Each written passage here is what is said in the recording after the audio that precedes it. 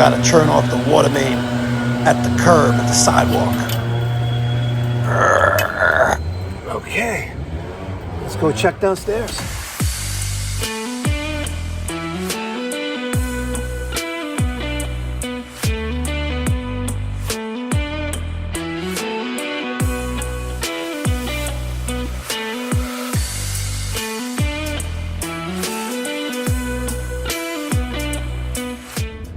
What's going on, ladies and gentlemen? Thank you so much for tuning in. It's me, Mikey Pipes.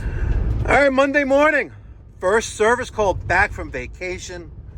Wife and I, as well as another couple, went on a 10-day vacation to northern Italy.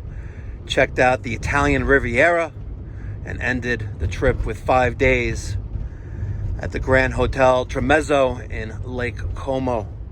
Had a great time. Happy to be back. First service call. Putting that bad boy in right there.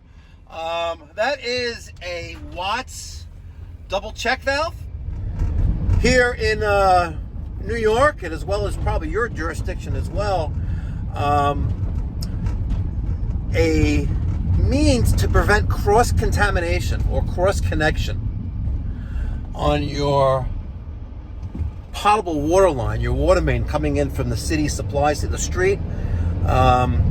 In some cases needs to be protected with either a double check valve or a reduced pressure zone.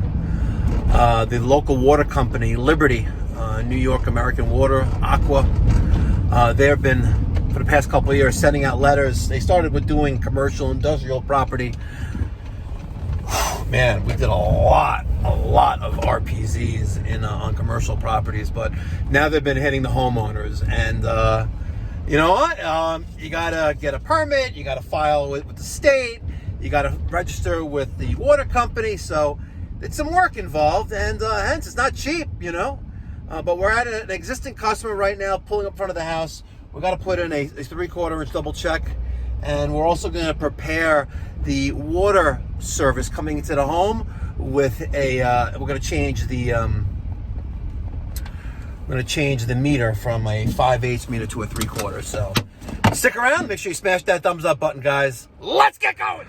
All right, so here we are. We have a 3/4 inch water main coming up from the slab of the basement right there. Let me shine some light in there for you. There you go. Got a little bit of greenness, oxidization forming there. Kind of like the Statue of Liberty. So we got some water leakage there as well.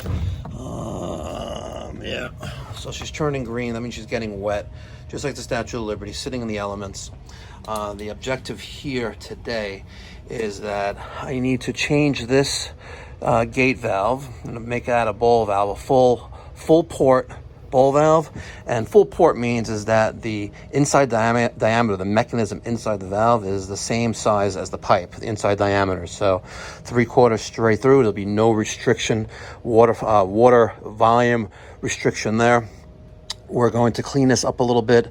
I'm going to install 3/4 inch female adapters on both sides. I'm going to bush them down with 3/4 by 1/2 inch, and I'm going to put back in the 1/2 inch, or what we call 5/8 meter couplings onto that. And that way, when the water company comes here to upgrade the meter from 3/8 to 3/4, they'll be good to go. And there's enough play here to easily make that happen. Here's a little diagram of what that's going to look like. Here we have a 5/8 meter, one 5/8 meter. We have a valve. We should probably change that, but really don't have to. We can close that and close this, isolating irrigation, isolating the rest of the house, and the valve before the meter. So from connection to connection is 12 1/4. We're going to make that 13 1/2. We have enough play in there. It's going to work out perfectly. I'm going to start by turning off the water at the street and then cutting in our double check valve here vertically on the line going to the sprinkler system. And then we're going to change that valve, and then we're going to set this up. So stick around. All right, so to comply with New York State and the requirements to install a cross-connection containment device, we're installing the Watts. This is the LF007M3 QT FZ. This is their 3/4 inch double check valve assembly. Open up the box. See, they pack it up pretty nicely. Let's get this out of here. Okay. And one of the things you want to pay attention, make sure there's no damage. Make sure it doesn't look like previously installed or used. Make sure there's no cracks, nothing's missing. Everything looks good. Next, we're going to pay attention to the direction of flow. There's a little arrow there, so water is coming from the left side and through the right, not the other way around. If you install it reversed, you'll get nothing coming out of this thing and you'll be screwed. This is called shutoff valve number 1. This is shutoff valve number 2. This is test port number 1, 2, 3, and 4. On test port number 3, Watts has been installing these lately. This is a sensor for freeze protection. You need that connection kit, which is sold separately. QR code there. I've never installed one. Watts, if you guys are listening, if you want to send me one, that would be pretty cool. We could check it out and maybe do a video on it. We can also scan the product for product resources, and to register it. So pretty cool. And one other thing to keep in mind, there is a serial number on there. Every single Backflow device does have a serial number, and you want to pay attention to that. Now, to minimize disruption of water while the occupants of the home are still getting their morning started, we're not going to interrupt flow to the house. We're going to close this valve right here, and I'm going to install this right there. Easy peasy. I'm going to use 2 3/4 press by male adapters on the inlet and the outlet side. We're going to cut that perfectly, clean the pipe, deburr it, and throw it together. All right, I'm going to prepare my fittings. This is a 3/4 press by male adapter. I'm going to wrap some Blue Monster Teflon tape around it. I like to go a minimum of 6 times. There's one. And the other, well, this one's not going to be by Vigo. This is probably a something else. I guess we were going to use and decided not to. So take Teflon tape off of that, and we're going to wrap the Teflon tape around the threads. Perfect, just like that. And then we're going to thread that into our double check valve. I'm not using any pipe dope, not needed. I'm going to hold back with a wrench and tighten these up.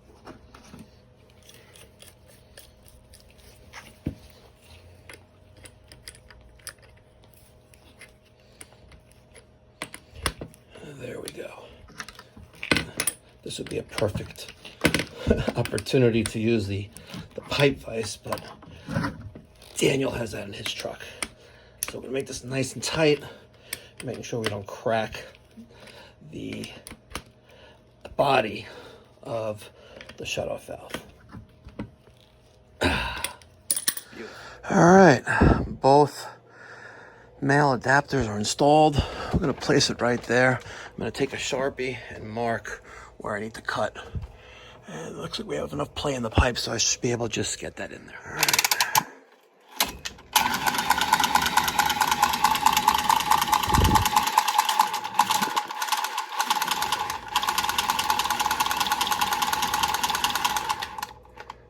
Oh, damn you. Damn you, battery. Okay, there's one. And right there.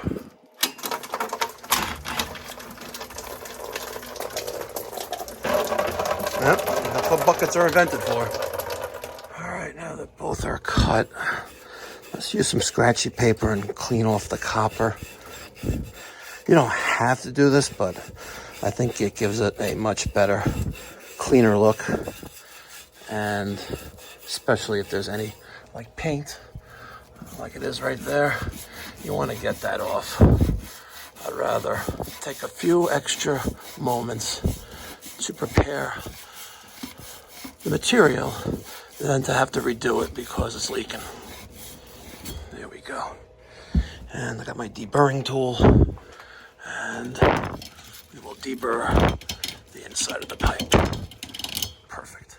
All right, I also deburred the inside of the pipe there, and I'm just going to put my hand over this, pop this valve out for a hot minute, and to get any shavings out of the pipe.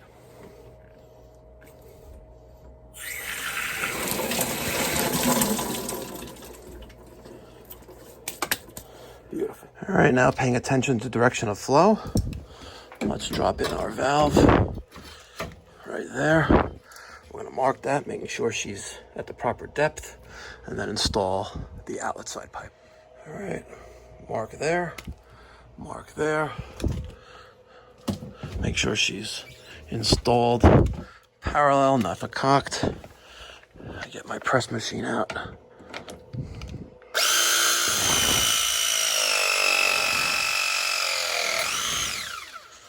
Okay, and number 2.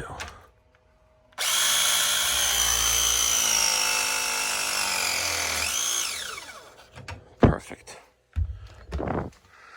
Now, we're going to make sure test ports 1, 2, 3, and 4 are off, and then we're going to restore water to the irrigation line. Okay. Shutoff valve number 1 is open, and shutoff valve number 2 is open. All right, outside, I located the curb stop. The curb stop is exactly what it means, exactly what it says. Curb and stop is valve. And at the bottom of this column or this shaft, there is a valve head. So I used a curb key and turned off the water to the home. I normally would put a cone here to make sure that no one trips into this or tries to do anything here. So I just put a rag there just so it's clearly visible. And I'm going to show you what we're going to do on the inside of the house to replace that old gate valve. All right, opened up hot and cold at a laundry sink right here. And we're going to check to see if our second hand on the meter is spinning, and it's not. That's that red thing right there. So we are good. And to just double check, I'm going to loosen up. I'm going to break the security wire. And let's open this up, make sure we have no water coming out of there. All right, this may all drop. There's nothing really securing this. Hopefully we're okay. We'll see what happens in a second. But I have no water here, so we're good with that. All right, not too shabby. Let's loosen up our ground. All right, and let's cut this right there, and we'll press in a new valve right there.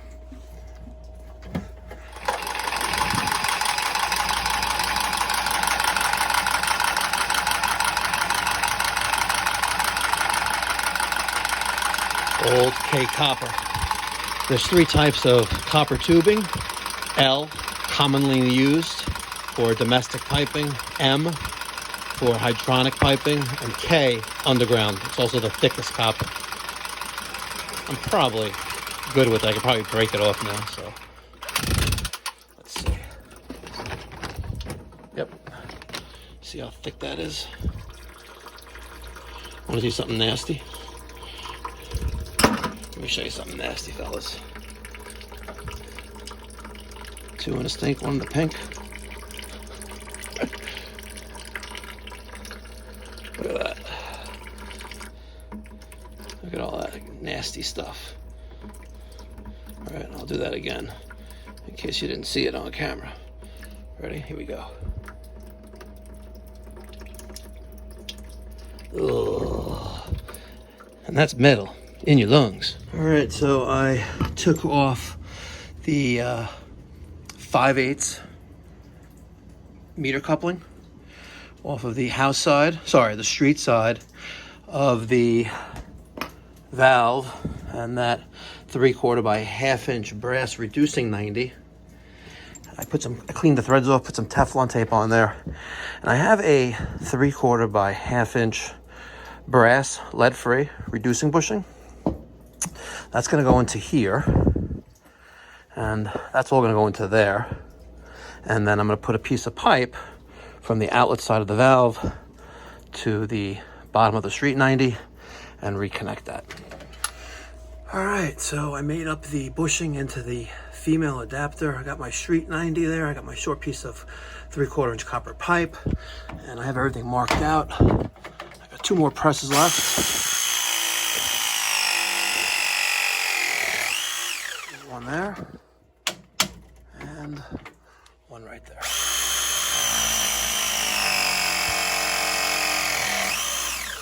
Perfect. Now, valve is off. I'm going to tighten back up this grounding clamp, and I'm going to turn off the water. All right. Let's turn this bad boy back on.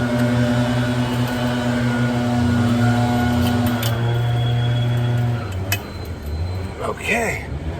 Let's go check downstairs. Now, a little plumbing tech tip.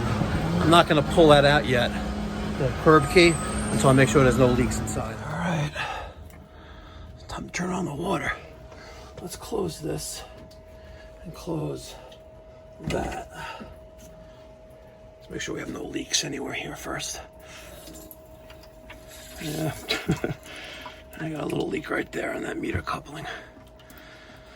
Let me give it a little extra on it. Take two. Okay. I got a little schmata. Let's wipe everything down. Okay. I'll put a valve tag on there. Let's turn back open our irrigation. Perfect.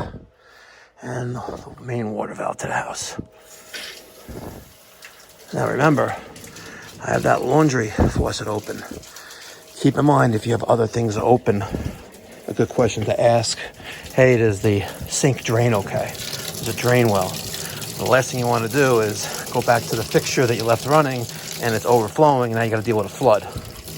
You know, you don't want to deal with that. So, main water valve, rebuilt and prepared the connections for the 3/4 meter. And we made the house in compliance with New York State cross-connection control code. And we're gonna make sure that we do have water flowing out of here. Perfect. Time to clean up. All right, last but not least, don't forget to do your valve tags. This is our New York location valve tag. You use a single pole punch. You mark it for what it is. This is the main water valve. You can see we have options for water heater supply, dishwasher, boiler, hot and cold water, water softener, and bypass, and a few other things. Good for branding. We also got one there on the irrigation line. And let's put this on right. Let's put this on right. Will it fit there? No, let's put it right there on the bottom, right below Burnham. There you go. Beautiful. These are my new QR code stickers. We're going to start using these moving forward in our service and installation departments. As you can notice, there's no phone number, no website, just a version of me flying like Superman with a manual analog refrigeration manifold and a pipe wrench, but most importantly a QR code. And that QR code brings the when you scan that in with your smartphone or a smart device with the camera app, it'll bring you to our pipedoc.net page, directly to our House Call Pro booking page, so you could book a service call right online just by scanning in the QR code. Embrace technology, ladies and gentlemen, or let it get run over by you. All right, ladies and gentlemen, thank you so much for tuning into today's video. I really appreciate it. I really appreciate if you hit that thumbs up button. Let me get your thoughts and feedback down in the comment section down below. And if you haven't done so already, you probably didn't even realize you haven't done it yet, but hit that subscribe button. That's the best way to support this channel. And there's a hidden Easter egg in this video. And the first person, actually, the first 3 people to notice the hidden Easter egg in this video, they're going to win some swag. All right? Don't be fooled by imposters. Don't be scammed. I will never ask for money from you to pay for shipping or postage. If you like to donate money for postage or shipping, the shipping fund, there's links in the description box down below. For Zelle, CashApp, Venmo, PayPal, they're all below. Do not respond to someone who's reaching out to you saying that you won. I will personally respond to the comment the winning comments for the first 3 people who find the Easter egg in this video. Catch you in the next one. Be well, God bless, stay safe.